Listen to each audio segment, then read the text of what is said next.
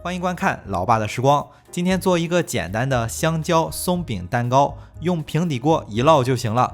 可以加上馅料做成铜锣烧，也可以加上奶油和水果做成蛋糕，酸酸甜甜的，好吃不腻。接下来咱话不多说，就赶快分享给大家。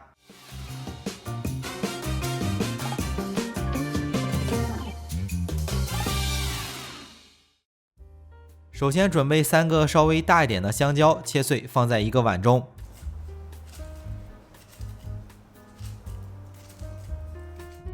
取来工具把香蕉捣碎，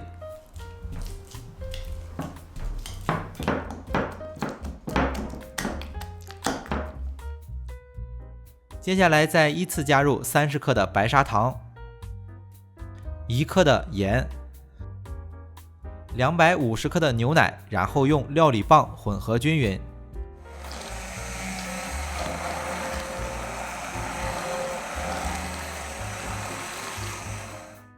差不多1分钟左右就能混合好，然后打入3个鸡蛋，大约每个60克左右。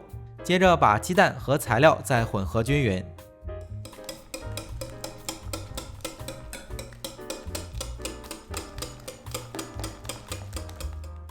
接下来再过筛230克左右的低筋粉，最后加入5克的泡打粉。过筛后把材料混合成面糊。如果感觉混合出来的材料太稀了，可以适当增加20克的面粉。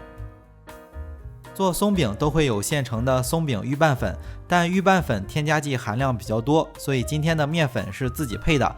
当然也有非常优质的预拌粉，国内的朋友可能不经常用，自己配也很简单，所以就没必要单独购买了。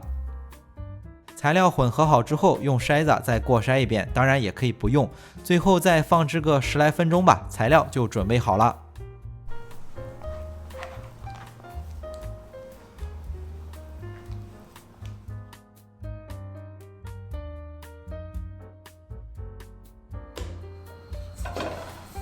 接下来用小火预热一个平底锅，尽量用不粘锅，可以不放油。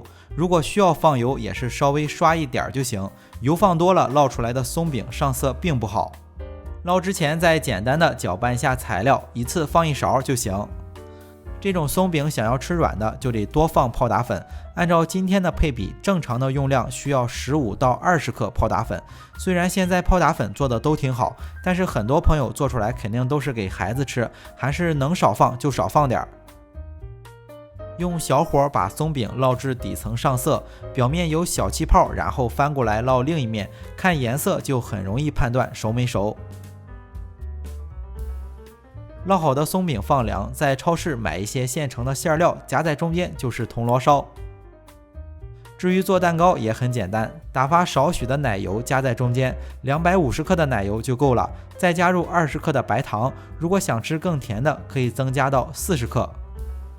最后搭配上少许的水果，一款简易的香蕉松饼蛋糕就做好了。想吃巧克力味道的或者是抹茶味道的，可以在过筛面粉的时候加入8克的可可粉或者是抹茶粉。松饼还是尽量不要做颜色太深的，密密麻麻的小气孔可能很多朋友受不了。好了，为了方便大家去记视频中所需要的材料，视频下方的备注栏或留言区有文字版的配料，有问题可以在留言区留言。大家如果喜欢老爸做的美食，可以帮忙关注点个赞，谢谢大家。那今天的这期视频到这里也就结束了，也祝大家生活愉快。